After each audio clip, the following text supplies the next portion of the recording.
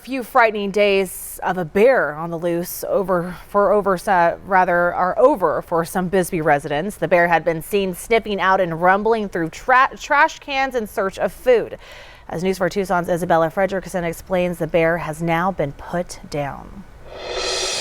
Officials tell us that the bear was euthanized by a member of the USDA as they were aiding the Bisbee Police Department. Residents tell me that when the bear was on the loose, they were concerned. Several neighbors had pictures and somewhat close encounters, heard a growl and kind of scared them back into the house. They were going to go out for the evening and they couldn't get to their vehicle because the bear was just on the other side.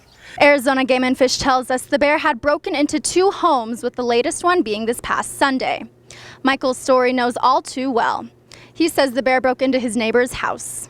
It was a new experience because I hadn't heard of bears in Bisbee before.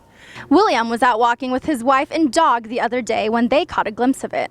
We were looking up the mountainside and we saw what looked like a statue on top of a rock, and my wife said, that's kind of weird that they would put a statue up there. Well, then it moved. And then when you, oh no, that's not a statue, that's a bear.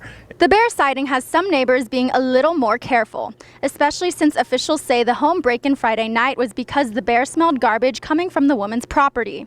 I know that everybody's being a little bit more cautious these days because of the bear, and people are putting taking any kind of food sources and bringing them in the house and trying to make sure that they keep their doors closed. A spokesperson for Arizona Game and Fish said they understand why the bear had to be put down.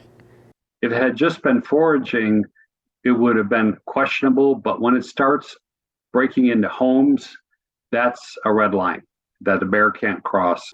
AZ Game and Fish reminds the public to always secure your garbage and remove any food source.